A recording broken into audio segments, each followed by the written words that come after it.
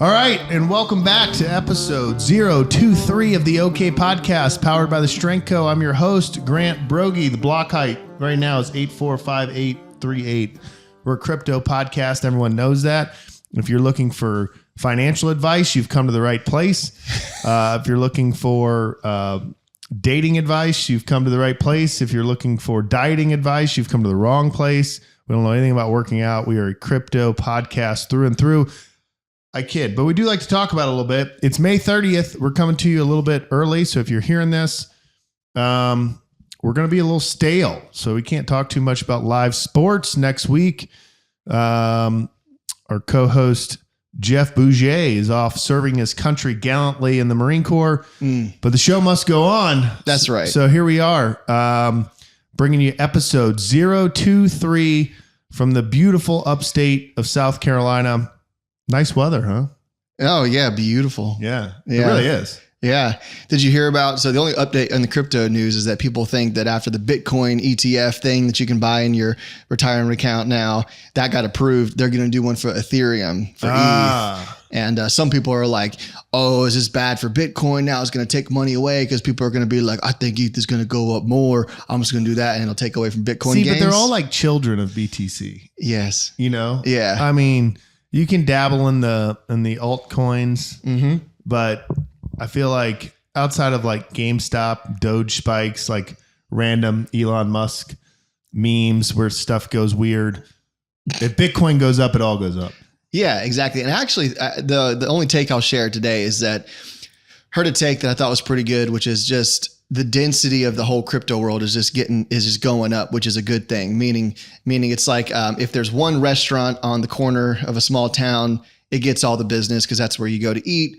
Then let's say some other restaurants open up on that same block. People are like, oh no, it's going to take business away from the restaurant. And then a lot of people say, no, now that just becomes... It just helps obesity. It just aids into Ozempic sales. That's right. Exactly. It's all... What you can pay for in Bitcoin. It all connects, man. Yeah, no, continue to take. but it's like, oh, now that corner just becomes a place where people go and they're like, oh, let's go get food. And it just, everyone does better. It's like, more activity, the better. So if there's an ETH thing, if there's a Bitcoin thing, it's like, hey, this is just going to bring more people in general to that whole world. And I think it's going to be a rising tide sort of situation. I mean, it's nothing new in the country or in the world to have like Faneuil Hall in Boston. You go in, this guy's selling lobster rolls, this guy's selling clam chowder, this guy's selling that. But I would say in that like restaurant theme, it is kind of interesting that in the last, I feel like 10 years, like lots of people are doing that. Like smaller towns are doing that, like putting a bunch of stuff together. But anyway, that was kind of not related to Bitcoin. What I learned about Bitcoin this week that I was surprised you didn't mention is that if you endorse Bitcoin and you tell the hodlers to hold on, because there won't be a digital banking currency because Bitcoin's here to stay. You will be convicted of 34 felonies. That's what I learned this week. So fair warning to all the listeners. Yeah, fair warning. Just remember, you lost everything in a boating accident. That's right. That's what I always say. It was a big boat. It was a big boat and lost it all 34 times. Oops. Does that mean it goes to like 34 jails? You know what? I don't know. I think they just lump it together and you just go to super jail or something. Yeah. He's not going to spend a day in jail. Actually, here's what I'm thinking. Here's the thing I'm actually excited about. So let's say he gets on like house arrest. Okay. Right. Mar-a-Lago. What a terrible place. What a terrible place. Do your punishment. I'm like, first of all, I need to reach out to him and be like, hey, when you do your emergency meeting, emergency broadcast streams live on Rumble, like I'm tuning in. First of all, that's going to be fire. What's Rumble? Rumble? That's like it's like a YouTube alternative where it's kind of like, you know how True Social came out in response to like Facebook and Twitter? Yeah. It's like the True Social of So he YouTube. owns it? No, he doesn't own it, but it's like we won't censor you like YouTube will. It's like an uncensored YouTube sort of thing. So that's like the joke is like, oh, like all the canceled people have all gone to Rumble now. Rumble. Yeah. But they're all coming back to X. Yeah. Now it's just exclusive on X. Yeah. Elon just taking over the world. Start making payments on X. I can't wait for the live streams. Crazy. Mar-a-Lago live stream emergency meetings. Live from prison. Dude. That's 2 weeks in a row. So like I said, this is going to be a little bit dated. It'll be 8 days from recording to to airing. So if Trump has been hung, it's old news, but we'll cover it in the next episode. Watch out talking about that BTC. Yeah, for real. Before we let these guys on here, 5 common errors in the squat. Yeah, smoking. Well, it upset a lot of people. Oh, really? Yeah. So the comments are pretty interesting. And then, I saw you got you said you got like DMs or something. I got a bunch of DMs, some from people I've coached, and then like random people that are just like, I feel attacked. And like, if I know you, I'm like, well, yeah, you should feel attacked because you were squatting high. I actually wasn't thinking about you. But no, that video was like really, kind of like a lot of the videos I did a little bit off the cuff, but I was like, what are the things that I see over and over?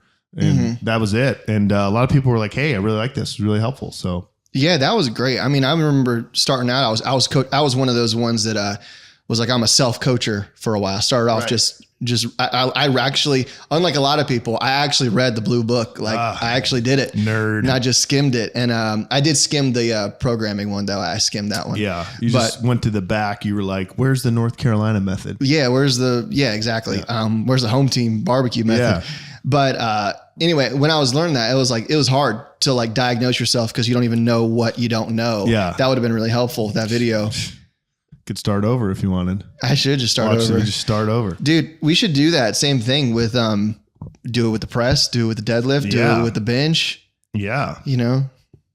That's what I think. Yeah, no, I think so too. The viewers seem to like it. So if you haven't gotten to like that video, go check it out. If you're not subscribed to the Strength Co YouTube, go subscribe. If you're not subscribed to the OK Podcast, go subscribe. This thing's help us. Do you know, I should know this, but do you know like the percentage of the people who watch our channel who are actually subscribed to the channel? Because that's always a tell. Oh, I don't know that. There's a way to find out. Yeah, you'll have to pull that data. Yeah, I'm going to pull the data. I know there were like 24,300 something subscribers, so creeping up on 25.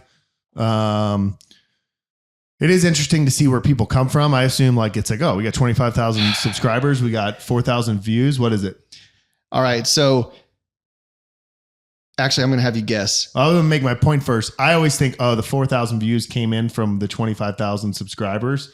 But it's when you go to the video analytics, you can see like percentage. Where people found you. Like, oh, they just found you from their feed or through a short or whatever. So what am I guessing? So what of the people that watch the channel? Yeah. What percentage are subscribed? Who have actually made and the higher it is, the better. Yeah. Yeah. Okay. Because it's like you're just watching our video and not even clicking subscribe. 61%. 23. Wow. That's good. I feel like I want that to be lower. You want it to be lower. Because it means that we're like reaching more people that aren't even subscribed. And also like, no, we're supposed to shame people into subscribing. Yeah. Go subscribe, especially the boomer generation. Oh yeah. That like won't even log into YouTube. Yeah. Dad, log into YouTube. Like, what do I get for this? Give me a subscribe. Mom, you have like 6 email accounts. Subscribe. Yeah. Anyway, so that's what's new in the YouTube world and the crypto world. I forgot to give the price, but when it flashes, we'll read it here. And as we say every week, shout out Zach Copley. Let's get the guys on the show. Episode 023 of the Okay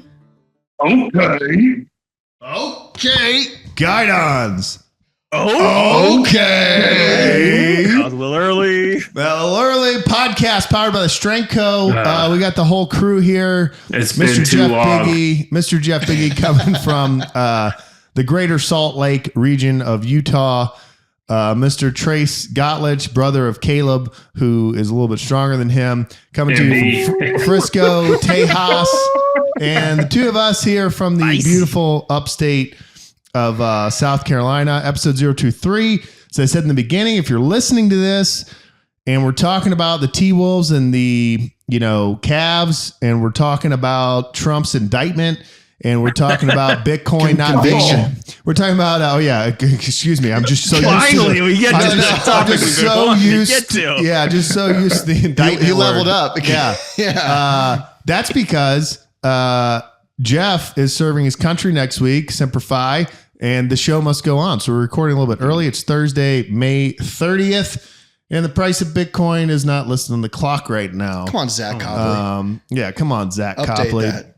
But before we kick it off to Jeff to take us through the topics, I want to play a little game for Jordy called What Color Is It? And we have a couple different props in here that we're going to use, and he's going to pick it. So the first thing you're going to do... Wait, is Jordy colorblind? No, I have no idea what's about to happen. Yeah, I'm just getting ready. So the first thing you're going to surprise. do is you're drinking a little bubbly over there. What color is that can? You might have to pull it out to look at it. Oh, I just have to. I can look at the color. Yeah, you can look. Oh, I thought it was like a. I thought it was like a you can guess. just look and see what color it is. I'm gonna call that a salmon. Okay, salmon. We'll take a salmon. Okay, and then can I guess? Next, we're gonna go over to Trey, and if you look at Trey's sweater, well, don't cross your arms at this pivotal point of the show, Trey. I'll do this. He has a little icon. Jeff already knows where this is going because he speaks Grant. His little icon over the left chest. What color is that? I'm gonna be honest. It's hard for me to see. It looks kind of pinkish from here. Okay, so we got a salmon and we got a pink. And then if you look at your host and the owner of the Strength Co., what color shirt is he wearing? I want to say pink, but isn't like carnation a color? It's carnation pink. And if you look at my can, let's just Good switch. Let's just switch from salmon and call this what? There's a theme of There's a theme going right now. pretty grapefruit. Pink. No, Pink. That's not pretty, pink. Pretty and Let's pink. just bear Oh, with me. okay, that's pink. Yeah. Yeah. So 1, 2, 3, 4 pink things Okay, 4 pink things. means what? Means if we have Ripito in here, we'll have 5 pink things. Okay, you add in rib. You add in rib. That's good. We like our 5. So now we got 5 pink things. What would that maybe mean? It would mean that it sounds like a gender reveal party. Oh! Oh, Did you figure it out? Really? Yeah, we're having a girl. No way, Yeah, dude. He was just making a joke and actually answered the question. That's funny. Oh man, I'm so smart. Yeah, he's very thanks. perceptive. Yeah. Why do you think I get? Why do you think I gender give you reveal. grapefruit? Congratulations. There you go. I said it. What kind of gender reveal has salmon? Of course you're having a girl, Of dude. course. Of course you're having Grant's a having girl. a salmon. Yeah. Yeah. He was hoping for a trout. I wanted a native fish to the Carolinas, not an Alaskan beast. That was fun. I was good. nervous. Good. Yeah, Congratulations, so- man. Little girl. Yeah. I mean, if you, Trey, you got 2 girls. I'm a little Yeah. bit behind. They're born in March. Yes, March 18th. So we're, looking October. It's 2024 at 18, 34, 42. 2042, if Don Staley's still coaching, the Gamecocks women's basketball team is going to be bringing the heat. It's gonna dominate. Hell yeah. It's going I'm to telling you. dominate. They're all big man. name crock pot. Yeah, they're all, everyone's a crock pot. That's the mascot. 3 crackpots out there. In South Carolina, changed their Full mascot to the the South Carolina crock pots. Let's get cooking. AI's going to pick up on that one. The Yeah. AI will give us a good reel out of that. Oh, And yeah. ideal. Yeah. Dude, little girl. There you go. Have you programmed her first linear progression yet? I mean, she's just squatting with her mother right now. So Nice. Adding Her 5 mom's pounds. strong. Her mom's strong. Fav. I like that you brought in Ripito's pink skin. That's funny. Just what I wanted to think about when I thought about having a child. Ripito's skin. Thanks. He's like a big fat baby. pink. Yeah. Dude, little girl. That's crazy. It's Yeah. really exciting. That's so exciting, man. All right, Jeff. All right. Get your earths ready. We already dipped our toes in the women's basketball. Oh yeah. Do we want? What'd you talk about on that? Well, we just talked about. No, right? just Yeah. now. Just now. No, literally the conversation we just had. 2042, Jeff. Stay with it. Back to the future. Well, yeah. Let's stick with basketball. What is game going on right now? So we're Yeah, kinda Mavs. don't know what's going on. Mavs are up pretty big last time I checked. Yeah. Oh. Do you? Well, then let's I talk said about Ca- Luka I said- Doncic. I said Cavs earlier, by the way, and I meant to say Mavs. So if Well, they someone rhyme, spot so check you're me. not. Yeah, you're not too far off. Yeah. Yeah, Mavs. We all. big. We all knew. Luka. Man, talk about his physique. What do you think of his chiseled abs? I think if there should be a spokesperson for saying that Ripito's right, it should be Luka Doncic. Doncic, whatever. Luka. I just like to call him Luka. And he's always out of breath. And he'll be Always. on the side, just huffing and puffing. And then they're like, hey, Luka, we need you to go drain a 3 and then get fouled on the next position when you don't even have the ball, and then drain those and then do another 3 off your back foot from half court. Oh, no problem, coach. And I mean, unbelievable. He does look like a fan who is like drinking a beer in the first quarter. And they go, hey, can you play basketball? And then, yeah, I can do that. Yeah. That's like a NASCAR driver. A NASCAR fan. Yeah, a NASCAR fan. He does drive an El Camino and wears a cowboy hat. Nice. Yeah, I'm looking We just call them hats down here, Grant. Yeah. Well, he's from Croatia, I think. Bingo. So. Bingo. Yeah. They're just called hats. Bingo. Hats in Texas. Eastern Bloc. Yeah. Eastern Have Bloc. have we explained bingo to Jordy? No. I know how to play bingo. No, We'll explain it to you. No, That's good. Let's not ever tell him. Yeah. Okay. Yeah. Just keep saying it.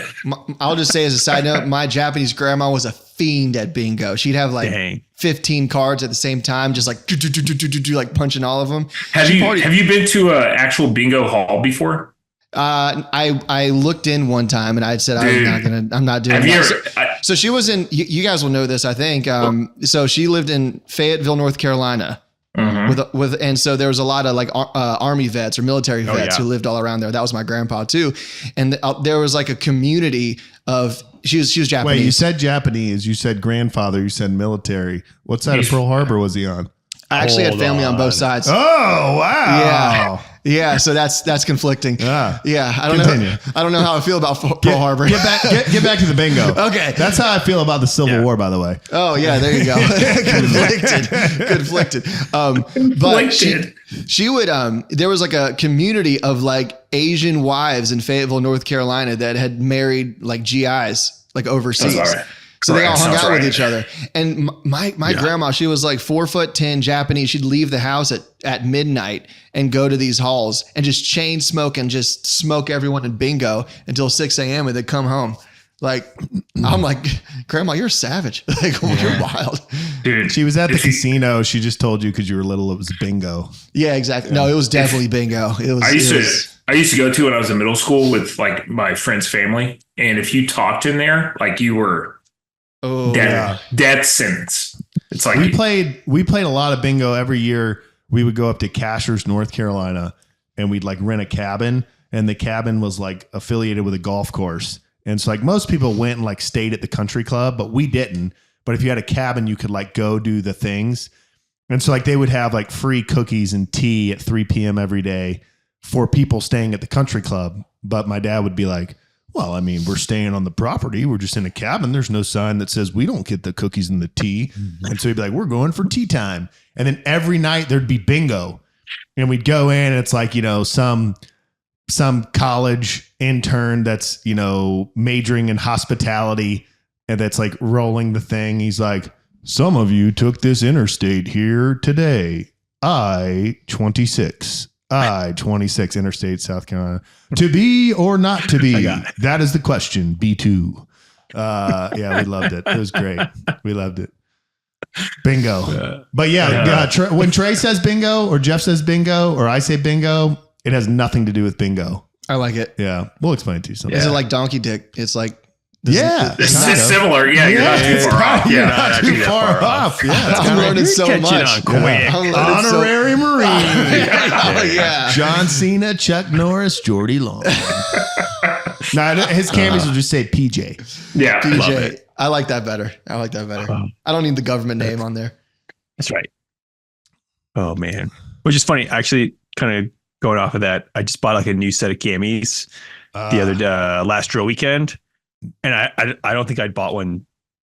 I don't know. It'd been probably a decade. And I forgot that they don't come with the U.S. Marines stitched on there already. And I was like, wait, I got to buy that one too? Like, I get why you wouldn't have my last name on there already. But like, come on. You can't throw me a bone and give me the U.S. Marines? So it's like Broggi over one pocket, U.S. Marines over the other. But it's like when you get your Cammies, you have to go to like a Cammy store and be like, this is how you spell my last name. And then they make it and they sew it on. There's like, you can do it on base or like every base. There's a bunch of like pop-ups run by 4'10" Japanese ladies. They're great at that stuff. And, but it doesn't come with US Marines. Yeah. Which is just weird. because no other service wears those camis. I Right. mean, I guess technically the Navy corpsmen do, kind of. I mean, they do, but seems like funny that you would leave it off for that small population of people. How about how new camis are so stiff and hot? Dude, they're crinkly. Yeah. It's like I bought a new pair in like 2018, and you know how the sizing is never correct? It's like one day you're wearing a medium long, the next day you're wearing a medium reg, the next day, like it's every pair of camis fits different. And so this one I was like lifting a lot, so I'm like 245, and I'm like, I'm just gonna get the large regs. So I get the large regs. Santa Claus could have worn them, like they were gigantic. So I never wore them. And then as I'm back in, I'm getting ready to take command. I'm like, I can't. Like every pair of cami trousers I have has a hole in the crotch that I've sewed up like 6 times. I have those new camis. So I take them to Jordy's grandma and get them altered so that Santa Claus can't fit into him anymore. She did do alterations, by the way. I know. Stereotype. She actually did. And I wore them to drill. I'm like, these things are so hot because they're like, they just don't breathe. Anyway. I have a question. Yeah. So I know that when I don't know too much about this, but I know when like a nurse or a doctor or a PA will have to get their scrubs, it's not like you're just assigned scrubs. You have to go buy scrubs, and there's like different brands of scrubs. And did you get the good ones or the cheap ones, or which brand? Are there like options for camis, or is it like, no, these are your camis? I have not for the Marines. I feel like there's only one. I guess there's maybe different manufacturers. Yes, but they're all sold together. Like there's really not a difference. There's not a difference. But I think what you're thinking about is like, so like, when you see the Marines wear the blue trousers with the red stripe and the tan shirt. Yeah. There's like 5 different vendors of that tan shirt. Oh, okay. And so some of them fit like kind of snug and some of them are huge. But I think camis, they're all sold under the same tag, but there's no way that it's all the same manufacturer. I have no 2 pairs of camis that fit alike. I didn't know if it was like, you got the nice camis, or like, you got the cheap cam. You know what I mean? I don't know. We have that with you think what? Well, the Army, I think they're like different manufacturers. Like they can get, there's probably like 100 different like boots. They're like manufacturers of boots they can get, because it's like, are they fully the tricolor now, or do they still do the BDUs or whatever they're called? I think it's just basically multicam. They look a lot like the Air Force now. Oh yeah. So they wear the same pattern as the Air Force now. Yeah. Yeah. Because when I drill on Fort Dix, there's Air Force and Army. Okay. Okay. Buck Sergeant. Sergeant. And this is a guy that's been in the gun club for a while. And I'm always like, is that guy Air Force or Army? I can't tell. Anyway. Yeah, they made a really like very distinguishing difference between, it's like the Air Force, the text is like a brown, and then the Army, it's in black, so it's very different, very easy to tell. Actually, I'm glad you told me that. That may be useful. That's a big. I think that's the only difference. Well, other than one says Air Force, but yeah. I'll pull up to the gate guard at Fort Dix. I'll be like, "Is that brown or black?" And he'll be like, "Sir, you can't say that to me." I'm like, oh, my bad. My grandfather, married to the tiny Japanese lady, he was in the Army and the Air Force. Oh, yeah. And one day we were like, he was like, I was in the Army, and then got kicked out because of my eyesight, and then a few years later, I was in the Air Force. They decided I could fly, and then I was like, wait a minute, hold on, I got to stop his story. And I was like, if you got kicked out of the Army, like, how'd you get into the Air Force? He was like, a straight face. He just goes, "Oh, I lied." Nice. And he had to do like the vision test, and he's just like, moves his hand out of the way, and he's like, that's a T. Yeah. And they're like, "Yep, correct. You're good. Come on in." Good Buck Sergeant right there. Sergeant. I thought you were saying my mom's dad was the same way, but he was Army Air Corps, and then the Army Air Corps became the Air Force. So like technically he was in both. And so that's what I was thinking. But I like that story better. I'm just like, I just lied to him. Yeah, he just straight faced, had no remorse either. Zero. Do what you got to do. That's what I remember when I was doing the you get your physical to like see if you can go get your contract.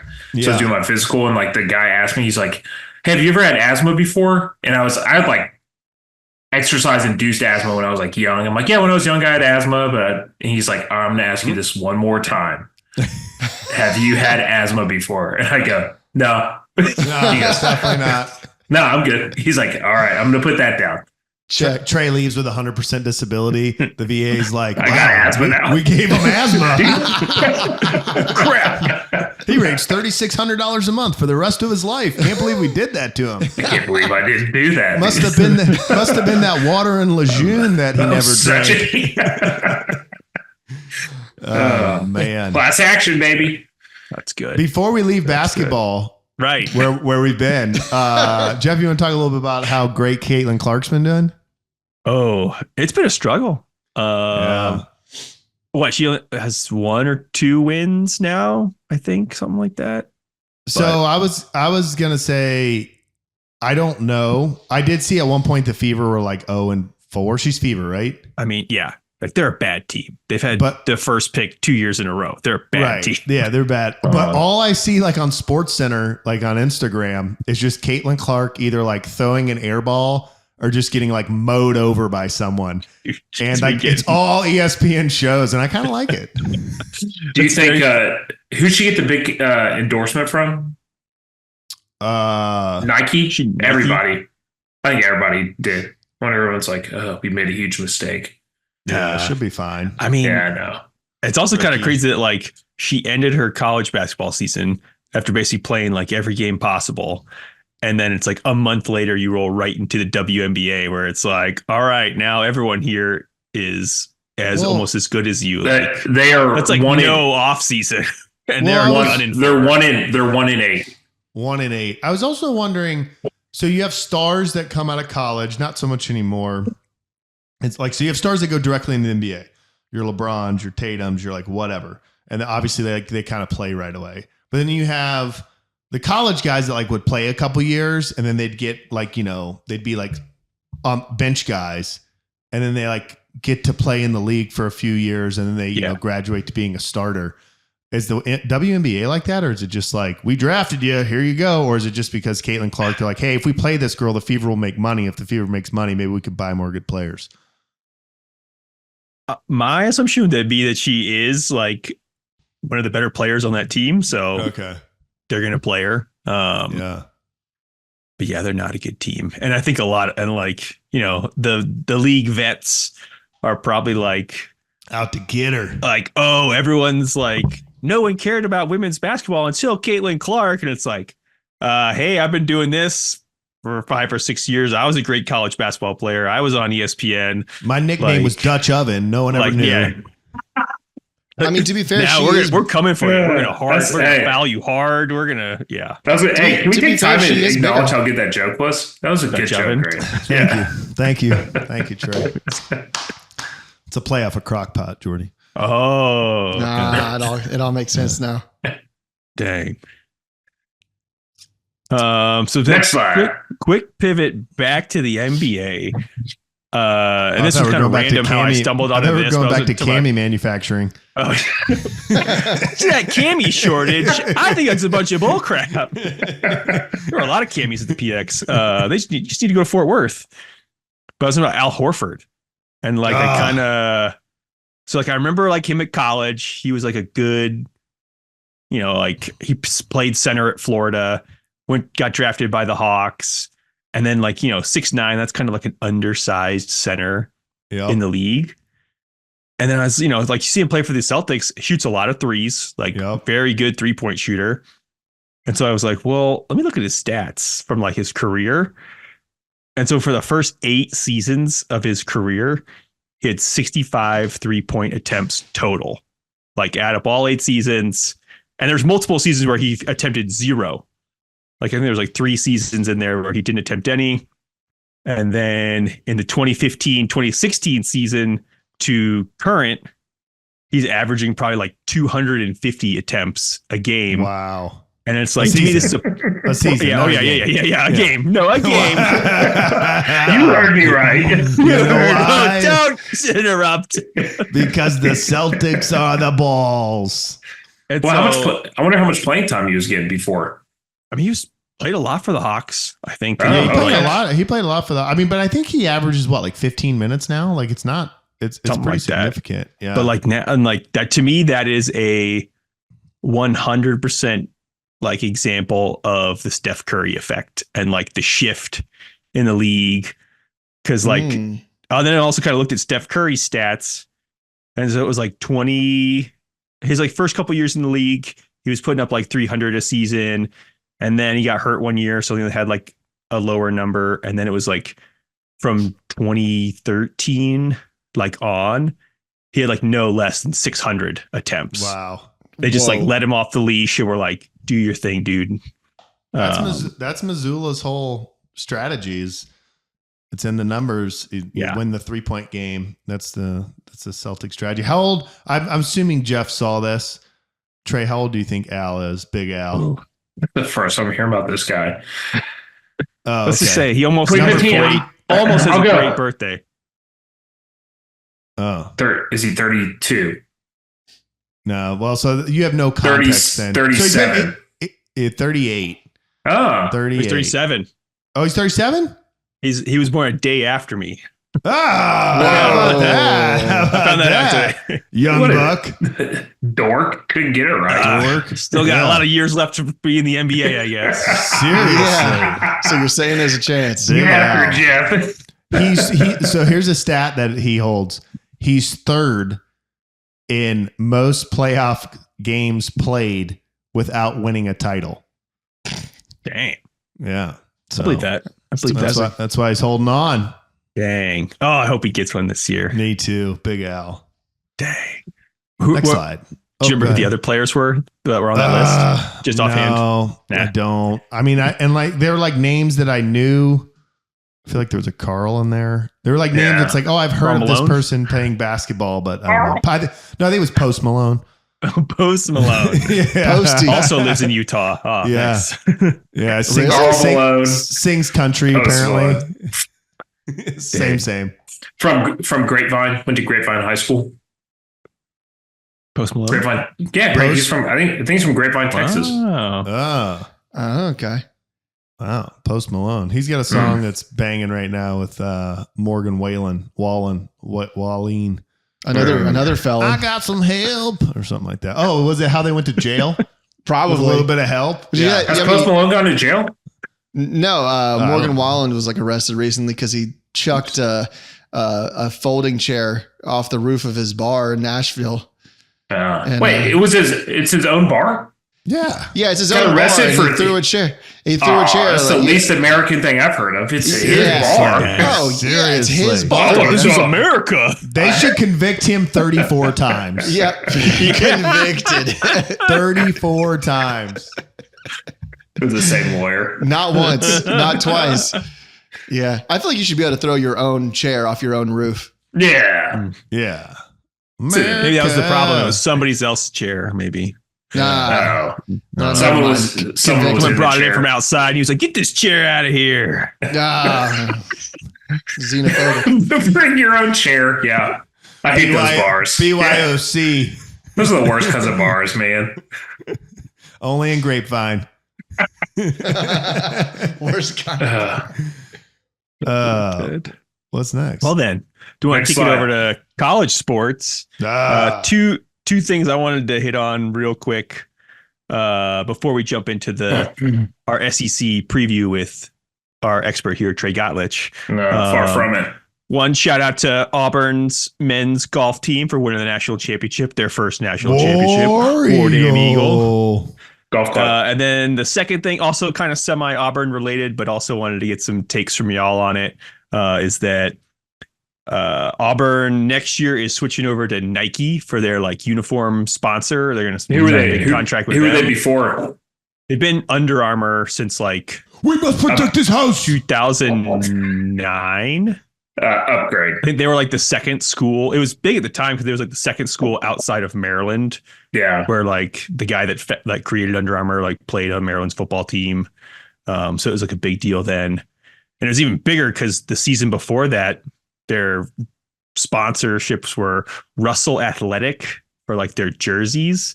And then their cleats were New Balance, which was just like, what? Who signed these guys? If you tried to roll, I feel like if you tried to roll up or have recruits roll up to like a visit, a campus visit, and those were your sponsors, they would just bunch of Steve Jobs, a bunch of Steve Jobs good. Walking around. Yeah. But so like, I feel like the uniform sponsor is like a big recruiting thing. And I feel like Nike is kind of the school that people want to see there. I feel like Under Armour was super cool. Yeah. And yeah, it's kind of past Nike. I don't know. When I buy jerseys, I always like the Nike ones. Is Jordan owned by Nike? Yes. Yeah. It's like a sub brand. Okay. So like, I know OU's Jordan. Michigan Florida. Maybe Florida. Yeah. What do you think of that? I think that's kind of weird that there's a basketball guy on a props to Michael Jordan for getting into that. Is there any teams that are strength co? No, not yet. Not yet. Citadel. Let's get the Citadel on that train. Strength co. That's right. Okay. You heard it here first, folks. Before we get in the weeds of like the diets of the incoming recruits to Arkansas State from Trey, college baseball regionals start. Auburn is in which one? I'd have to look. Gamecocks are in Raleigh playing James Madison tomorrow at 2. Ooh, JMU. Yeah. But anyway, JMU. A&M's hosting, I think. Yeah, I think you are hosting. Yeah. Anyway, so we'll keep you up to date. Actually, by the next time we record, that'll all be over, and there'll be a national championship probably done and titled. But whatever. All right. Man, every time I look, I forget. Every time. We haven't said the price of Bitcoin this show, and every time I look, it's on the block height. Next time it lights up, let me know. Suspense. That's all I'm going to think about now. Yeah, just wait for the lights. Okay. We should convict Zach Copley 34 times. Yes, we should. Everyone gets a conviction 34 times. It's crazy. I love it. Great. Do you want to kick us off on our little preview? Want to talk about? I can. Who's the preview sponsored by? Oh, it's a great question. Just do one. That's what I love. What I've always loved about BW Tax is, you could be someone like me. I have a W-2 job still. Got to support the wife, the kids. There you go. Kids, there's child tax credits. It's the government has really created a wild maze that is income tax and loopholes and all that. And that's what the folks at BW Tax, that's their bread and butter. I mean, that's what they're known for and what they've come to be so excellent at. And that's why, you could talk to them remotely, even if you're from some place in the sticks like Western Northeast South Dakota, you can still talk to a warm body at BW Tax. It's not a bot. It's not a chat GPT service. It's real people there providing a real service. And that's what I love about them at bwtaxllc.com. Yeah, that's what it was. That's what I like about them. My favorite thing about that is every time Jordy laughs on the track, I think he's laughing in real life. And then about halfway through, I'm like, am I at a Memorial Day remembrance event? Like, it's so somber. Every time I hear it, I think that you're coming in and correcting them live far as, Well, we actually do. We just time it really well. Yeah. It's like Grant does that every time. Wow. Every time I laugh. I want to, put Tanner on the hot seat. And, he says, I got a W-2 job, still have a W-2 job. So it sounds in his voice like he's wanting to get rid of that W-2 job. So, yeah, shout out the guys at Massonomics. They just released a coffee today. That's pretty cool beans. Is that what it's called? It's called Cool Beans. It's a light roast. No way. And have you had it yet? I haven't. I'm a little disappointed that as a content creator and influencer, there wasn't a bag that just showed up to my house. But I was about to say, 40% of your posts are just you pouring coffee. I mean, look, like there's a gold drink spotter down here that I'm always showing. It's actually 52% of my posts, but I know what you mean. Yeah. It used to be 60%, and then I started fishing, so it's kind of the ratio is shifting a bit. Yeah. We should boycott them until they send us some. Give us some of that. Yeah. Put in your notes for after Trey gets done and we leave sports, Stefi Cohen. Oh, yeah. Yeah. That was wild. Drama. Miami. All right, Trey. You have to tell me about that. All right, you want to hop into this? Are we doing both? You want to do both these teams this week, or just we doing one or two? I think we're behind a week, right, in terms of talking about teams. So I think we got to do it twofer. We didn't do it. Might have to abbreviate a little bit. Hit the weight tops. I'll keep it short. So we'll do OU first. Boomer Sooner. Boomer Sooner, first year SEC conference. Last year they went 10-3 in the Big 12, 7-2 in conference. Brent Venables, the head coach, going into his third year. I think Jeff Levy, the offensive coordinator, went to go be the head coach of Mississippi State, so they got a new OC this year. And then Ted Roofs, the DC. I think he started 2 years, or he was an analyst last year, but he started as a DC this year, but followed. It's pretty much Brent Venables' defense that he runs. So one thing that I think we're going to be surprised of this year is OU is going to be a good defensive team, because if usually they just try to outscore the other opponent and then score a lot, but then get scored on a lot. So this year I think it's going to be a little bit different with them actually playing defense this year. Excited to see their quarterback this year. Jackson Arnold is his name. He played in the bowl game last year. Did you say he's jacked like Arnold? Yeah, Jack Arnold is actually his name. And so he played in the bowl game last year, threw a bunch of interceptions the first half, and then second half he looked real exciting. So if he can kind of figure it out, I think he'll be exciting to watch. Defense, I think, is going to be really good this year. I think they're going to probably have like a top 3 defense in the SEC. So we'll see how that goes. But other than that, man, they got some talent on offense, and then they got some good guys on defense that they got. Who are they playing? Good recruiting class and good portal class. Let me pull up the. When I saw you put in the notes Oklahoma, Texas preview, this is not a joke. And this isn't me like, SEC.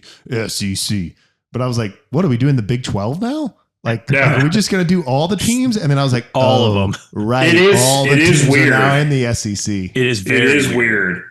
I like how Trey can say that as like a 9-year vet of the SEC now. Yeah. Like, I can't believe you're letting it's so strange.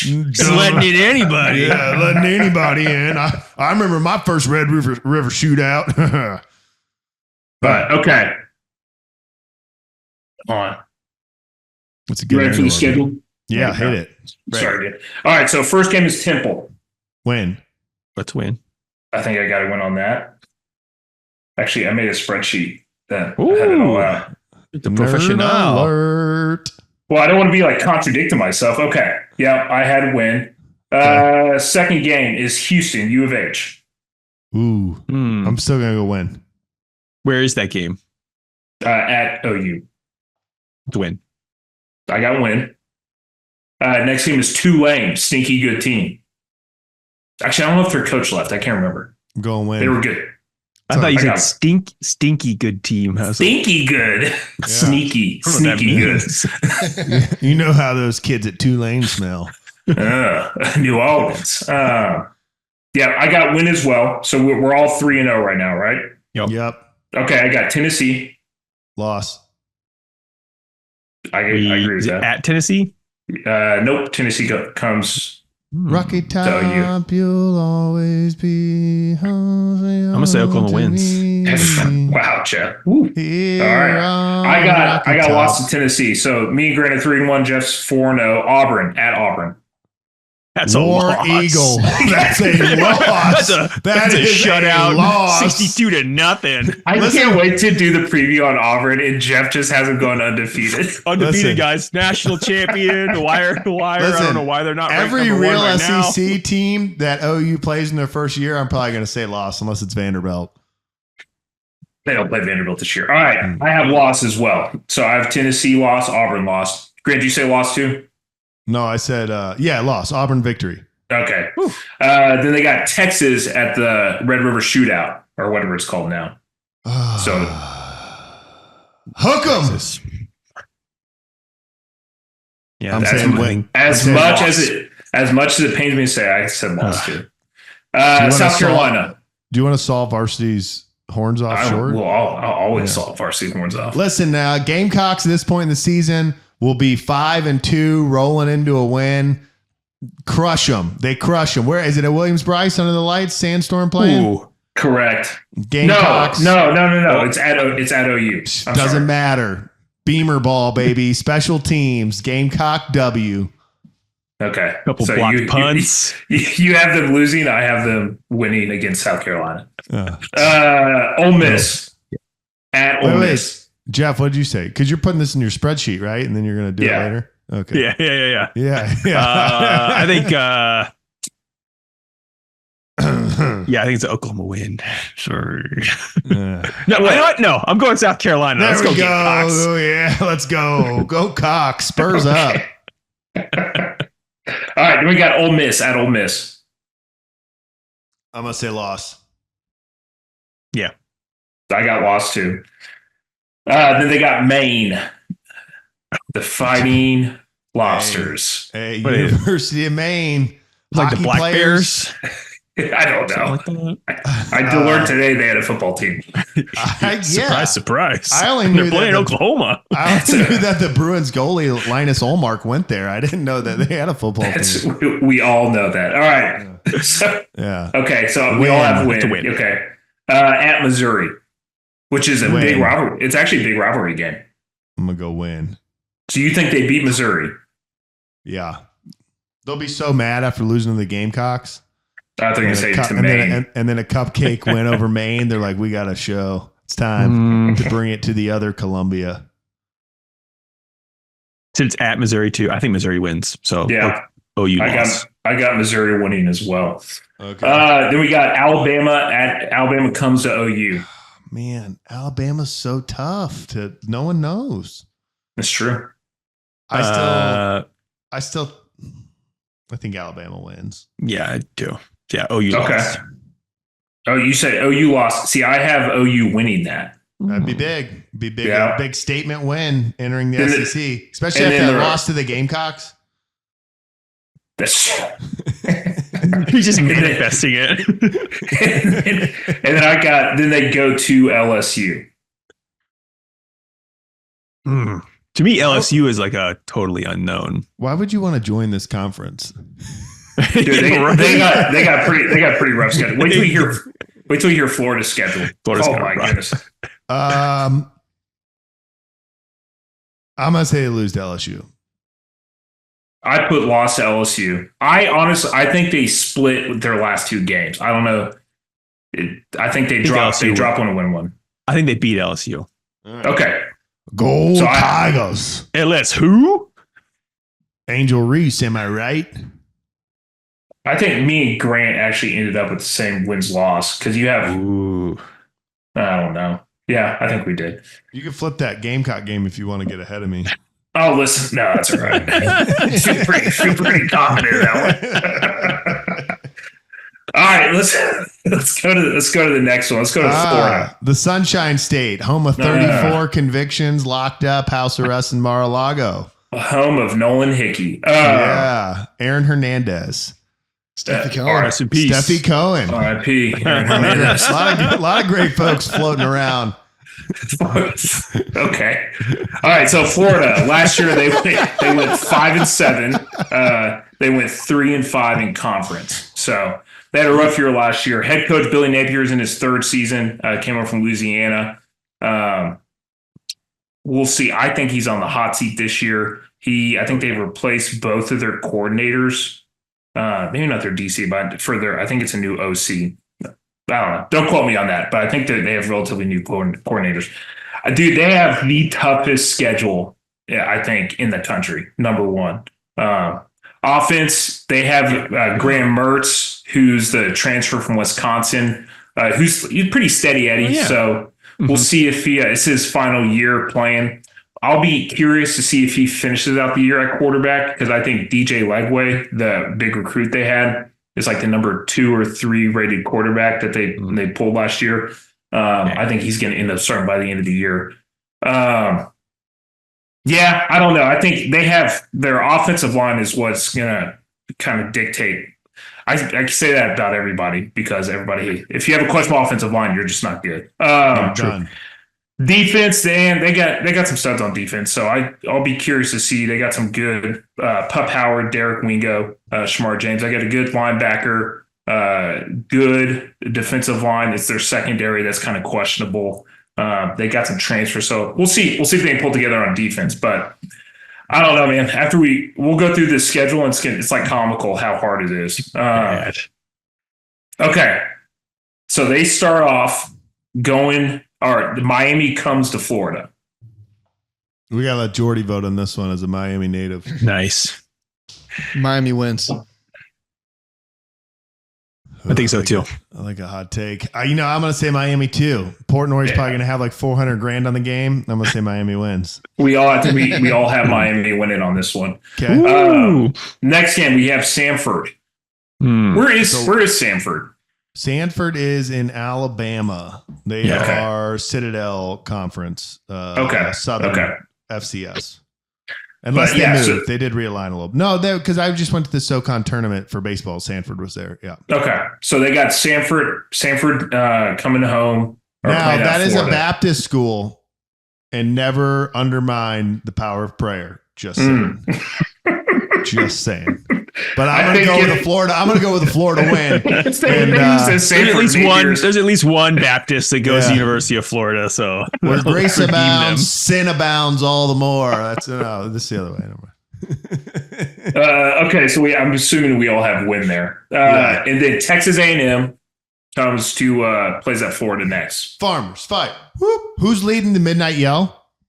I think they asked me to this year. I said I would think about it. Okay, then I'm going to give that a Texas. I'm going to give that a Texas A&M W. Then it's actually just us four are actually going to be leading midnight yell. I'm sorry, I don't dress up as a cheerleader. I'd be all in. Okay, Texas A&M. Grant, I assume that means you have A&M winning. A&M, gig 'em. I have A&M winning as well. So we're all 1-2 right now. Then they go to Mississippi State. Win. Go win. So you put win there. Okay. Yeah. Those cowbells aren't loud enough for a Gator. See, I put. I think they lose. I think I have them losing that as well. All right. Bye week, and then they got UCF at home. Oh, I hate UCF. So unpredictable. I do too. Like so good, but then like when they get to a big game, not good. They're stinky good. Stinky good. That stinky Central Florida team. I'm going to say Gators win that. Okay. Hefe. That's my gut's telling me, and you got to go with your gut. Yeah, I got a win as well. Then they go to Tennessee. I think we're all in agreement on this. Tennessee wins. Tennessee. Rocky Top. And then they got Kentucky at home. They'll win. They'll win that. Last in the SEC. So you think they beat Kentucky? I think they beat Kentucky. I think they lose to Kentucky. Put it on the record. I got a loss to Kentucky as well. Ooh. Yep. So right now I have 2 and 5. Okay. And this is where it gets hard. So here's the killer schedule right here. Gosh. Let me read this off first, and then I think we can all just have the same answers on all of them. They got Georgia neutral site. They got Texas away. Then they got LSU at home.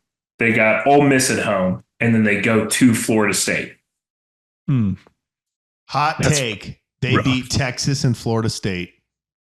That's a very hot take. Ooh. Put that in the bank with your Bitcoin wallet. Silence. Wow. They really got offended by that. Wow. Very offended.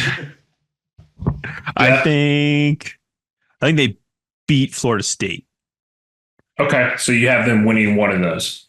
I have them losing all 5 of those. I'm actually going to change. I think they'll pull the win out of Kentucky. So since Kentucky's at home. So okay, Trey, picture this. Shoot. You're in probably like Corpus Christi region, maybe Houston. Okay. Galveston, somewhere like, what do you It's all call the that same. part of Texas that's near water? Is that the Gulf? Is that the Gulf? Yeah, golf. Yeah, the Gulf. So in the Gulf, you got gators, right? And you kinda, got, you got Sure. longhorns. Okay. Gator Okay. comes up out of the swamp. Who wins in a fight? Gators out of water. Just answer the question. Longhorn. Longhorn. No wins that. way. No way. Longhorns. His horns have been sawed off already. Yeah.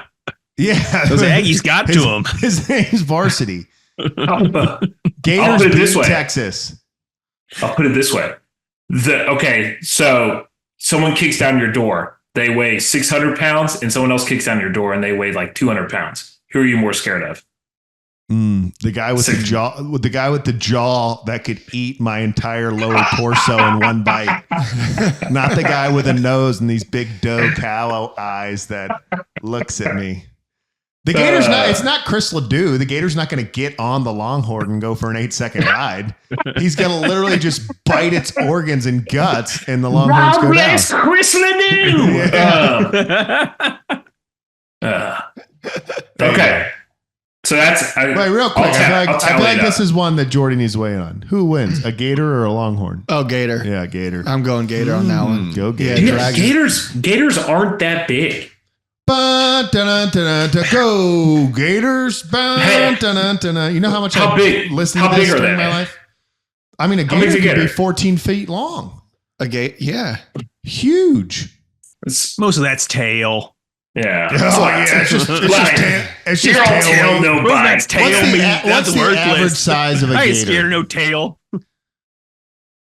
American Gator. I'm looking up right now. No, this is not an American Fact Gator. check. It's a Florida Gator. That state is Florida ready to Gator. secede. It's a different breed. 8 feet. Jordy's looking it up. 11.2 feet for a male. Yeah. That's So what I got. 11.2. Okay, 14 is like a Verified. big one. Exceptionally large males can reach a weight of nearly half a ton or 1,000 pounds. How big's your average longhorn? Da-na-na-na-na. Go right here. You can see it. That's a shorthorn, I think. That's a shorthorn. That's a shorthorn. Well, it was a longhorn, and varsity. The Aggies got to him. We sawed him off. Sound him off, baby. We sawed him off and we just made him shorter and there still were pointing. there were 8 people listening. There's now 1, and it's my mother. Texas Longhorns weigh around 900 to 1,200 pounds. So Hey, mass. you could have 1,000 versus 1,000 Mass. pound battle Mass move. That I would pay to see. there. Oh, yeah, dude. Can you make sure there's a gator head and a longhorn on the thumbnail? That's I'm going to take everyone's head off and just have that. Yeah, perfect. Yes. Fighting. If you put a longhorn on my head, I'll lose it. I'm going to have a longhorn that's losing to a gator on the There you go. thumbnail. That's fine. I would actually approve of that. That's it, Yeah. man. All right. Dang. This has been your college football SEC preview brought to you by the OK Podcast, powered by Barstool Sports. The Strength Co. Big shout out to Trey for all the research. Woo. Love it, Trey. Go Gators. Off the dome. All right. Push. Next slide. And Did you want to talk Stefi Cohen? Sounds like you got some. Oh yeah. Fresh. Have you heard anything? I No. have not. So Stefi Cohen, do you know who she is, Trey? no. Longtime power lifter, kind of like big in the hybrid athlete scene for a while. Hybrid Okay. gym down in Miami. She was dating the guy there for a long time. She turned boxer, clearly went on some gear, started to look a little bit different. Here you can the cat's attacking. Okay, who would win in a fight? A 12-week-old kitten or a Jordy. sub 200-pound male? I'm going kidding. Have you seen this My mind's kitten? on Jordy. This kitten's wild. Yeah. Who's Jordy? You talking about PJ? Oh, PJ. Oh, yeah. Good name. Anyway, Bingo. so Bingo. yeah, bingo. She's a beast, though. Yeah, beast. Yeah. Like deadlifts, like 500. I was gonna say 585, maybe Yeah, 600. maybe five- Oh, you're talking She's about big. Stefi Cohen. I thought you were talking Yeah. about Waylon. Exactly. Yeah, Talking about the cat. I Wayland's was a like, beast. hey, do your I might need fives. to just grab him. Oh, yeah. Hand him to me. He won't take it. He's a crazy cat. Scaredy Anyway, 1 million followers on Instagram, kind of a big account. Reached out to us for some Strength Co plates once, gave them to her, sent them to her, never did anything with them. That was a little disappointing. Yeah, interesting person, a lot of fitness advice, whatever. Boxing, turned into a boxer, has done some fights. I don't know like what league or what federation or what it is, but boxing, whatever. Leaving her house in Miami on Tuesday, and the cops are there. And they're like, hey, you need to come with us. And she just like turns around. So they wait till she like comes out of her house, is like walking down the neighborhood. So she just turns around, like starts like walking quickly back to her house. And they're like, no, ma'am, you have to come with us. She's like, I'm not going with you. So they go up, they handcuff her and they arrest her. And then she does like a leg sweep on one of the officers, takes him down. They get her in the car and then she unlocks the door with her toes, you know, like the little like single thing, and breaks the door handle, goes inside, you know, whatever. And she's getting arrested for going, her ex-boyfriend who she used to live with had left his laptop in her house and had nude pictures of his current girlfriend. And she took the photos and like group messaged him to a bunch of people that the girl was on, and like had told the girl, like, I'm going to like humiliate you and like all this stuff. And so she's out on a $3,300 bail. It's fairly light. It was just interesting. Like it's very niche. No one that doesn't follow powerlifting would have any idea who this person is. But if you've like followed powerlifting or CrossFit for a long time, she's kind of like, I don't know, a decade's worth of like, you know, content, like original. I don't want to say original, but one of the early people like in the animal cage, you know, all what you're saying is she's our guest next. She's our guest next week. Yes. Yeah. Live from jail. Exactly. Yeah. Oh live my from jail. gosh. Well, she's I out. thought She's you out called now. the cops on her because she didn't pay for a Strength Co plates. Yeah. I kind of want to, because it was like a trial deal. Like, hey, you get them, you can either post content, or if you don't like them, you can send them back, and they're just like gone. But anyway, yeah. So that's the update there. I thought it was funny. If you're in the lifting scene, like a bunch of people sent it to me today. So Stefi Cohen, Miami's a vibe. She got 34 felonies. Will Smith. 34 convictions. Convictions. Tell you what, you start talking about Bitcoin, you go to jail. It's just how it works. Apparently. Seen it from former presidents. Everybody. Dang Price it. of Bitcoin, $68,527. There you have it. I'll take it. Woo. Next slide. By the way, that news is going to be old by the time this thing airs. I saw she had a press conference today. Like, and when I say press conference, she like put a little word create thing on her Instagram story that was like, I'll be live at this time for my press conference. And I was like, wait, is this? Oh, she's just going live. And we're a reporter's there? No, it's just her going live, probably like giving her side of the story. I need to go back and watch it. On a tripod. She called it a press conference. This is actually a press conference right now, Trey. Anything with a phone. That's an emergency press conference. Anything with a video and a microphone and a bass fish that sings, "Don't worry, be happy." Hey, that came out the year you were born, Grant. Yeah, dude. I know you. You know how I know this? Because when I was a kid, we would go to Cracker Barrels on the way to Massachusetts. Yep. Big Boston guy here. And we'd drive until it was time to eat. We'd go to Cracker Barrel. We'd sit down, and my dad would immediately say, 7 waters all the way around, and we want double the biscuits. Like before the woman even said good afternoon. Yeah. And then my mom would be like, I still want some cornbread. He'd be like, make sure there's a couple pieces, but mostly biscuits. And then they say on the Cracker Barrel menu, kids meal, kids of any age. So then they come back with the 7 waters all the way around and the biscuits. And then my dad's like, 7 chicken finger meal, kids meals all the way around. I don't know why he had to say all the way around. Obviously there's 7 of us. And then we got to pick our sides. But then when we would leave, my mom or my dad or both would get a sweet tea. And then when we needed gas, we'd only stop at Cracker Barrels, and they'd walk in. And it was like a thing that Cracker Barrel said was allowed. It's not like my parents were stealing, where you could take your Cracker Barrel cup and show that you've been at another Cracker Barrel on the same day and get a free refill. And so I would just go in and look for Davy Crockett hats. And then they had these books that used to be popular that were like years. So it'd be like 1987, 1988, 1989, 1990. The barrel of fake muskets. And but the 1988 one is where I learned that the song "Don't Worry, Be Happy" what came out my birth year. I learned that in a Cracker Barrel, and then they started selling the fish in some Cracker Barrels. Usually in Tennessee, not only did they have the barrel of muskets, but they also had the powder horns, and I was always looking for a powder horn. Yeah. Anyway, sorry. Cracker Barrel, long live. I love how we tied all that together. It's all came together. Everything's connected. All makes sense. That's right. Do you want to do Slack questions? Yeah, we do. Let's do a Slack question. Sure. You want to tell us about this segment? Well, how does it come together?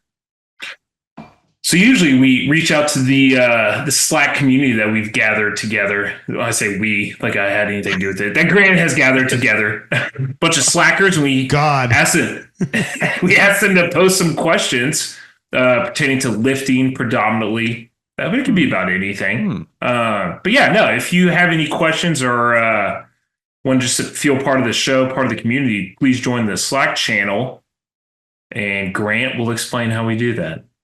It's in the show notes. It's in the show notes. Yeah, it's in the show notes. It's $20 a month. You can go to thestrength.co, click media, look at all our sick thumbnails, and then go to the bottom, say, I want help coaching. Join Slack. You can join us on Slack, get your form check, get a program if you need it, post pictures of your food. Get movie recommendations. Talk about what movies you're watching. It's basically like the OK podcast come to life. With some lifting mixed in.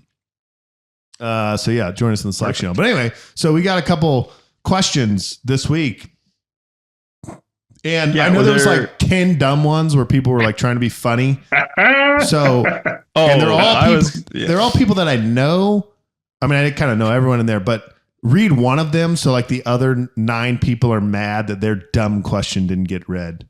Okay. But you don't have to start with that. You can start with a real one. Cool. First one I was going to start with, it's like, I think it's been in there a couple times now. This one comes from this great name, Barclay West. Oh yeah. Citadel grad, class of 2009. BW. Yeah, BW. Whoa, connects. Whoa.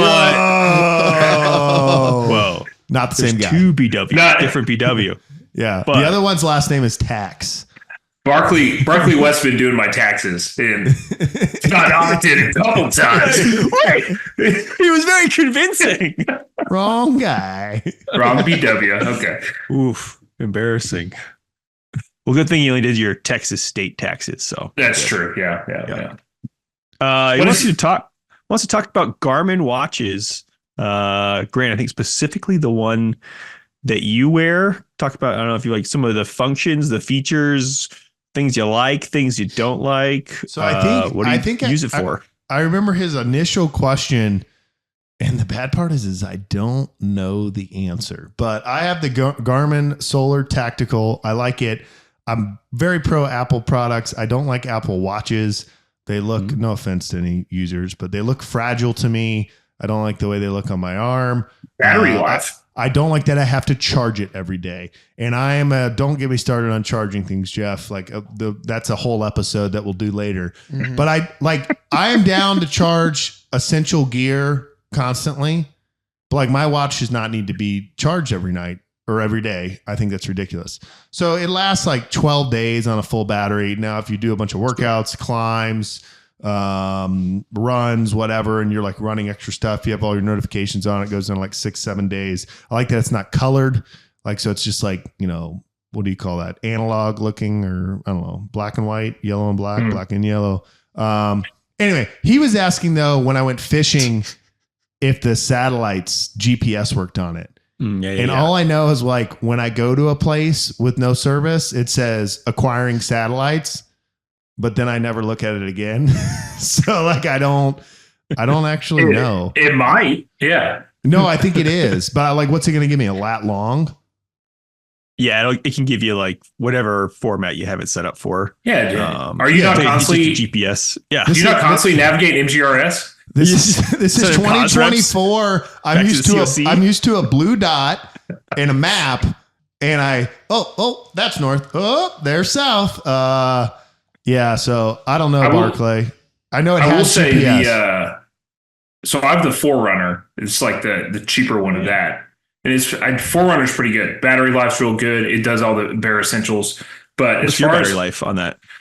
I usually get like probably 5 or 6 days. Yeah, I get about a week.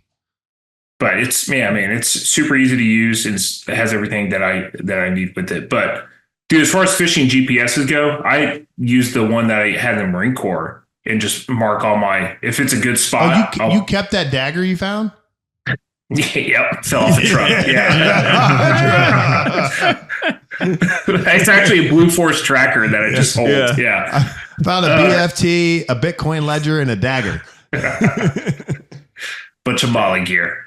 But wait, which one did you use in the Marine Corps? Oh, like the little like Garmin. We all had them like watching. Yeah, but I had the handheld one, like the bigger one with like a color screen on it. Yeah, it literally looks like a GPS. Like navigation, like in the car, because it has like the arrow and you point where you want to go, has a blue line that just like takes you there. So do you drop like a good fishing point? You just like drop a pin? Yeah, dude. So like I'm going up to Canada here in like 2 weeks, and there's no cell phone service up there. But this is my 3rd time going, and so when we find a good spot for like smallmouth bass, dude, I'll mark it, and it's just like I mark where we stay and then the good bass spots. Yeah, man, it's super convenient. I do something similar. I guess I should look into see what my watch offers, but I usually grab my phone, and once you leave service, it says, do you want to acquire satellites? Like if you have Find My Friends on to be able to share your location. And like for a safety reason, when I'm fishing by myself, I'm like, yeah, of course. So it like has you like look for the satellite and then hold and then look left and then look right. And then you pick up the satellites. And then whenever I find a spot, usually it's like, maybe where I park, or maybe sometimes like you'll park at a pull off, but you might have to walk some distance to find like somewhat of a trail to like get down into the ravine to get to the river. So I'll like drop a pin, and then I'll save it, and then I'll screenshot it. And then after every fishing trip, I have like a notes pad. And so like I upload the image of where I went. I put what I did, like what the month was, what flies worked. I haven't I've gone back to reference like, oh, I want to fish that stretch of river. But like, I can't really remember because it's just like, you're like driving through the forest and you're like, oh, pull off here. And so I've used it for that. Like that was a good stretch of river, like water I like, but yeah, anyway, I guess maybe the watch could do that. Barclay, hit us up on Slack when you listen. Let us know if I'm missing out on features. All big Garmin watch guys. Love that. Give me one of these. Yeah, sponsor Garmin. Give me one of these dumb questions. Oh, dumb question? Yeah. It's okay. It's a real easy one. Looking to make sure my question is answered this time. This is from Mike Benner. By the way, Mike Benner. See him a lot. Very active on the Slack. Very active. First guy to put like the little emojis on a sentence. Love it. Yeah. Looking to make sure my question is answered this time. So obviously he's asked multiple questions that maybe we didn't get to. It happens sometimes. All right. So he doesn't have a question this week though. So I'm going to be the first one to ask with a simple yes or no question. Do you guys actually answer the questions we ask here on the podcast? No. Yes. No. Oh yeah. I'm sorry. Question is, does he? Question? No, we don't answer the question. Listen, Mike Benner, does he listen this far in? That's what I want to know. Mike Benner. Sometimes we have special guests. We got Stefi Cohen next week. We got Donald Trump live from Mar-a-Lago the week after. We can't always get to the Slack questions. Huge. That's good. Huge. Good question. Great question. I liked, is it true that happiness is a 45 in your hands? Yes, it's true. Well, if it's a strength of 45. Depends, yeah, 40. Yeah. I didn't know if it was a 45 plate or like a 45 caliber. Like a gun? Ooh, pistol? Like Colt 45? Yeah. Shoot. And two zigzags? Or like a 40 ounce of Colt 45. Foudy. Okay, a real question this time. This one comes from Kevin Myers. Do we know anything about Kevin? Related to Michael. Yep. He's got a great USA hat in his photo. Yeah, he's fairly rocking new. a good mustache. I think he's been here like a month. He goes by Kev. His friends call him Kev. That's what we all call him. Yeah. Big Kev. He's a big BW guy. Yeah. Loves BW. Loves BW tax. What's he want to know? For Kevin's question, he's like, how reasonable is it to continue adding weight to the bar towards the end of a fat loss phase, and or should you be okay with no progress on lifts for a few months while you get your body fat under control? You want to stab at that, Jeff? Gosh. Yeah. I mean, I think just expectations need to be tempered. If you're going to be in a caloric deficit and you're also trying to add weight on the bar, there's going to be a tipping point where that's no longer sustainable, and you may see progress slow. You may see there be some deterioration in performance, because I mean, if your goal is fat loss at that point, that's your goal. So that's what you're driving towards. So you just may have to sacrifice some weight being added to the bar, and be okay with that. Because, all right, once you're kind of back to a body fat level that you're comfortable with and what you were trying to strive for, then you can start to, all right, hey, now I can start to work on dialing in my diet so you can put weight back on the bar, but not necessarily also be adding body fat that you just lost. Yeah, I'd agree. And I think I don't know his exact training history, but I think to make a simple answer is so much depends on how long you've been training and your training adaptation. So what Jeff said, spot on. If you're in a caloric deficit and you're losing weight, it's going to be harder to get stronger. However, if you're, and I can tell Kevin's not from his profile picture, but if you're a 300-pound person and you've been sedentary and you're super weak because you've never lifted, and you're trying to get down to 225 and you're starting to lift, you can probably make progress for a lot of that time because you're so detrained. It's like Ripito has that line of some people get stronger from riding a bicycle because they don't use their quads to produce any force, and they ride a bicycle, and it's something. And so that works for a little while. I think it depends a lot on your training advancement.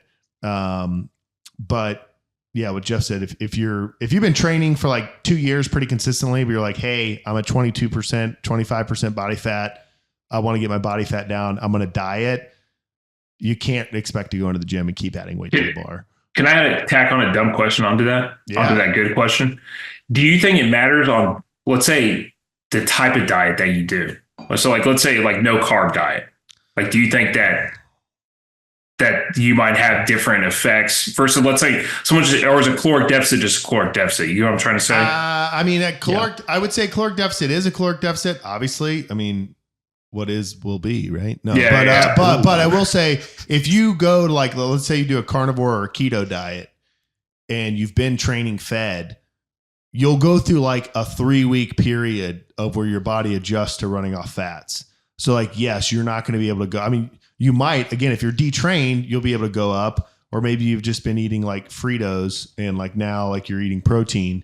Mm-hmm. And so maybe there's some benefits, but yeah, I think the type of diet does matter. I think if you go to a no carb diet, initially your training will suffer, but then your body will adapt to doing it. And then versus if you're just doing a chicken and rice, smaller portions. Yeah. Right. And then all the ex people were mad when I was doing carnivore because you would train better if you were eating carbs, and I'm like, that's probably true. That's probably true. But once I adapted to only eating meat, you can definitely train and still get strong because your body's adapted to it. My problem with no carb diets, this is now a side note to the side note, but is that most people don't actually get into ketosis and follow them, right? So maybe Monday through Thursday they eat keto, but then they're I made it Friday, I'm gonna eat a pizza, and then it's they have all these blood sugar responses, and and I'll tell you, doing carnivore for 45 days,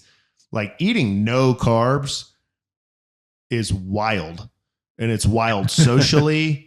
and it's wild. Like when you're home by yourself and like you eat a T-bone, which I love, but I don't think most people actually do it because I mean, remember when we went to get your engagement ring? Yep.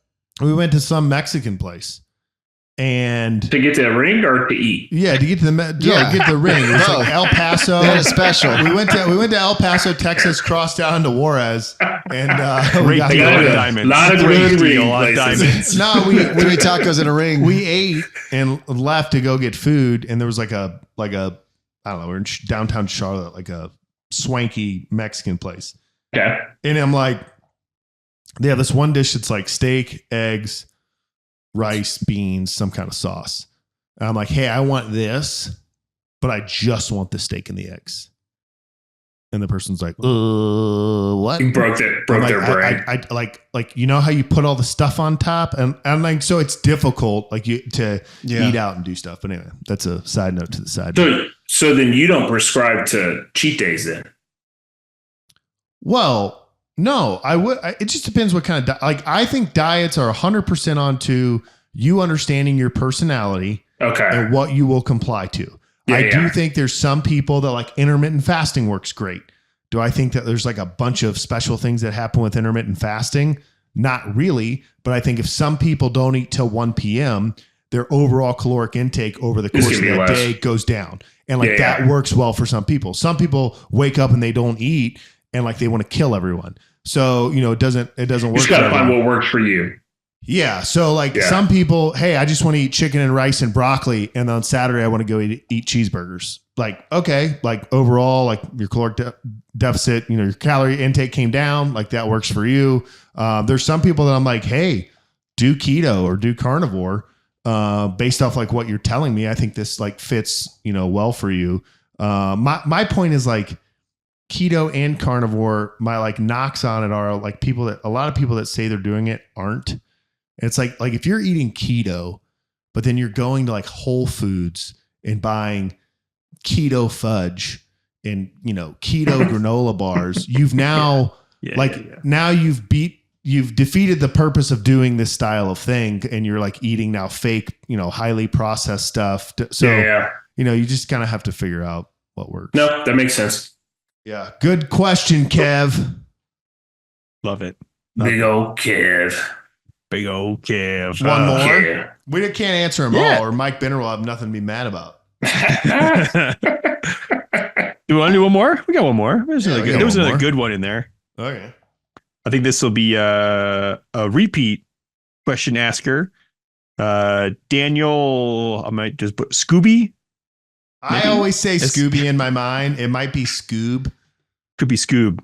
Or it could be Scooby. It could be Scooby. It could be Scooby. Ooh, wow. But we'll just call him Scooby-Doo. Scooby-Doo. Scubby. All right. Scubby. This question. All right. So we've talked about, you know, benchmarks for kind of your major barbell lifts.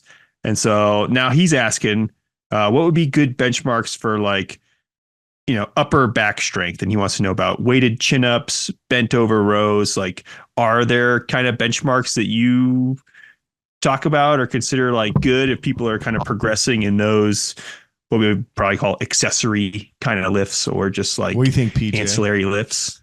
I don't know, but I feel like you should be able to do 10 chin-ups.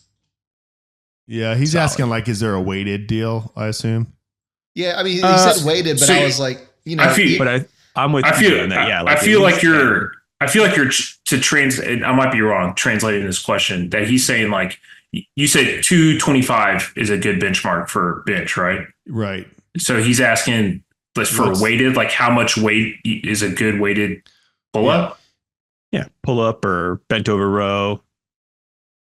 Are there even benchmarks? Dude, if you could, I always say if I see a dude doing pull-ups with a 45 attached to him, like that dude, dang, dude's moving some weight. I mean, so I think PJ is onto something with like, if you can pull yourself up, like a real pull-up, right? Like, I'm not saying it has to be like go down to the bottom. Well, but yeah, like if you can do that 10 times, you're probably in a pretty healthy body weight and a pretty decent strength level. So, or you may be at an unhealthy body weight because you're so light. But like, I think 10 pull-ups is good. Yeah, I think a 45 or more you should do. Like for the bent over rows and those other exercises, it's a percentage of your deadlift, right? So like get your, like Trey doesn't train bent over rows, but he can deadlift 500 pounds. I bet he can go do 60% of his deadlift for a set of 5 in barbell rows. I know I wouldn't focus on, hey, what should I be at for bent over rows? I would say get your deadlift up to, for a young guy like Daniel, minimum 2x body weight. I think like a really good one is 2.5. Like that's a real, like if I see a guy that can do 2.5, I'm not talking power lifters, forget Instagram exists. I'm talking about normal people. If you see somebody that can do a 2.5 body weight deadlift, that's good. But 2x body weight deadlift is great too. And then if you can do that, you're going to be able to go and row something respectable. What's respectable? It depends on the size of the guy, his body weight, all that kind of stuff. But like if a guy's got a 405 deadlift for 5, he can go and rep out 225 in a bent over row. So, but I wouldn't make that a metric personally. On that, what's your PR for weighted pull-ups? For reps or for weight? Weight. Most weight I've done is I did 100 pounds for 3 reps. Ooh, damn. That's pretty good. Yeah, I'll be the first to tell you right now, I could not do that right now. But old Mike Minigale, we got to get him on here sometime. Marine First Lieutenant. We got really into that at one point. We were just doing like weighted. And we just kind of like, we're like, hey, we're adding 5 pounds no matter what. And like, if we get 1 rep, we get 1 rep. And then we had another day where we did 5x5, another day where we did body weight. But yeah, Trey, like that's impressive maybe, but that's actually not as hard as you think. Like it sounds cool. Like it sounds cool. But it's actually like, I know you can put a 45 on you and do one. Like I'd wager you might be able to do 85, 90 pounds plus your body weight right now for one. Yeah. I can see that. Yeah. Well, maybe not. I mean, if Caleb did 85, you'd definitely do 90. I do 86. Yeah. Yeah. Amen, brother. Amen. We don't sell half pound plates. You do 87 and a half. 87 and a half. Yeah. Yep. Thanks, Daniel. That's good. Good question. Great question. We got more slides? That pretty much wraps it up. So now we're just gonna say any alibis, safe rounds. Well, maybe we hit one more question then. We're at an hour and 30. We got an hour and 44 minutes of record time. Yeah, we're coming down to the wire minutes. Here. Still got an ad read to do. Trey takes like 5 minutes to sign off. Do a quick question with no segues. Make the listeners happy. Let's see. Okay, we've got Christopher Carbonaro. Yeah, Jersey, I think also has asked you a question Jersey before. Cop. Oh yeah. I remember. And he says, please talk more about how you change up the focus of lifting every few months and how this helps to get lifters stronger. Example: the next X amount of weeks is squat and bench focused, etc. So like kind of how I think what he's looking for is like, how do you kind of like break up your year in terms of like kind of different like training cycles to focus on certain lifts, probably like a little more intermediate lifter focused kind of programming. Yeah, I'm guessing smart cop down there, up there in Jersey too. I'm guessing he's in our, so if you join our Slack, we have like 3 different programming threads and they're percentage based and they are for intermediate lifters. And we lose some people in Slack because they join. And the first thing we ask them is, hey, have you ever run a novice program? And if they say no, we send them a series of videos and an instruction packet of like, hey, I can put you on a program where you're squatting 70% of your 1RM, but you don't have a 1RM. I recommend you run this for the next 6 weeks and post your heaviest lifts in the form checks channel so that we can look and see if you've gotten those easy gains out of the way. And the reason I bring that up is if you've actually gotten strong, like you've actually run that novice program out, then you can't expect to PR every lift, every cycle, program, block, quarter, whatever you want to call it.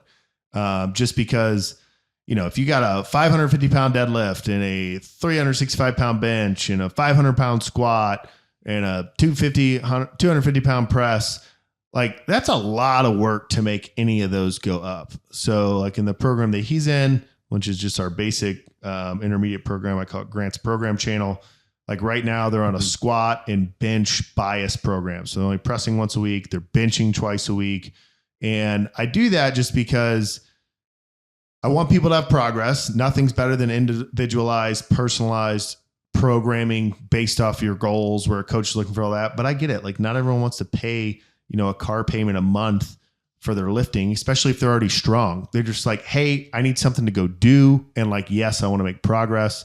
And so I kind of skew the programs to like, hey, over these next 14 weeks, this is going to be squat and bench, biased in the hopes that they PR both of those or one of those. And I think any lifter that becomes an intermediate, look, we're not all Stefi Cohens here.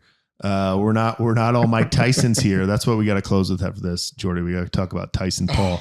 We're not all like, not everyone's going to deadlift 685. Like you got to be real with yourself. If you actually run the novice program hard and you finish and you have a 420 pound deadlift, man, unless you start doing this for a living and taking a bunch of gear, like you're not going to deadlift 600 if you ran that program hard. Like maybe over the next 5 years, you get to 500. Like I'm not saying that's not possible, but you have to like kind of be realistic with yourself. And so once you run the program and you get your numbers up, I just think it's good for people to like look at their year and like say, hey, first quarter, I want to PR my press. Like that's my number one goal. So now we press more. Maybe we do pin pressing. We do more accessories, whatever.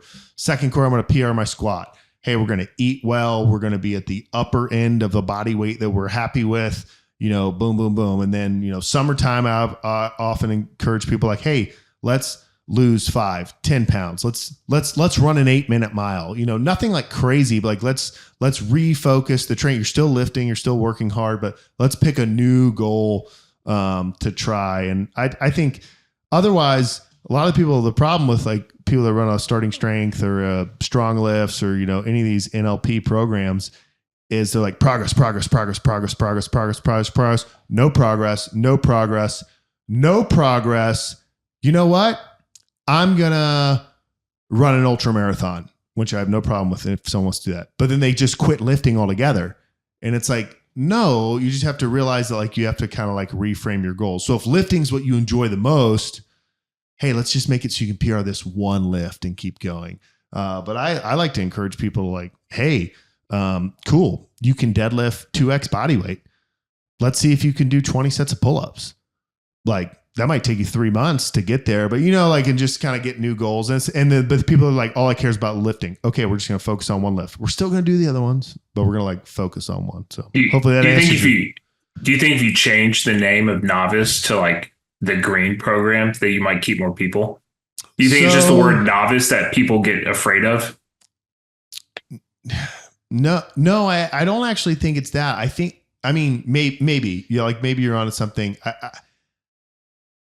People, I just didn't know if like somebody who's like people want to buy a template, right? Yeah. Actually, what I've thought about is like, hey, I need a novice channel, but like I don't know how to post it in there and make it exciting. I didn't develop this. There's 2 workouts, workout A and workout B. It's 3 by 5 of these 4 exercises. You add 5 pounds. So like most people that come in and they answer those questions, they go, oh, thanks. And they start lifting and they get strong. They're like, oh, I get it now why you didn't put me on this intermediate program. But yeah, I could probably sell more stuff if I made it like sound cool and sexy or whatever. Called the loser program. Yeah. I didn't know if someone was coming in who's like lifted a while and they've never run the novice program. They're like, I'm not a novice. And then they just like turn around and walk away. You know what I mean? I think that's like where Jeff and I were. Like Jeff and I were living in Carlsbad running Jim Windler's 531. I had already read starting strength for like form wise, but I was like, I'm not a novice. You want me to go on this stupid program? And then Jeff, when he was on the Mew and me a little bit before that, I was like, you know what? I'm just going to do this. like, even though I've been lifting for, 8 years or 10 years or whatever it was at the time. And then I'm like, whoa, I'm squatting in the mid 4s. Like, this is way cooler than, taking 70% of my. It actually works. Yeah. Yeah, it works. And so, but but some people like, the Slack channel and just the Strength Co in general, because we sell plates to so many people, reaches like a wider swath now, right? So like some people are just like, hey, I just want to pay you for a workout. And we're trying to convince them like, hey, you need to get stronger. And they're like, well, yeah. So like I'll squat and I'll deadlift. And it's like, no, but like you need to do more weight. And they're like, I don't care about that. Like I just want something to follow. Yeah. And so we try to tell them, hey, go down this path. I mean, I have people too that I'm like, watch this video. It's called How to Start Starting Strength. Okay, I watched it. Now watch this video. What is starting strength? Okay, I watch it. Okay, run that program for the next 4 weeks. Post your things at form checks. I don't want to. I just literally want a program. My best squat is 205. Okay, here you are. You're in this channel. Now you're going to be squatting 65% of 205. Do I think that's ideal? No, but I got a business to run. If that's what you want to do, makes you happy, Amen, and that's the service you wanted, go for it. Gotta give the people what they want. Give the people what they want.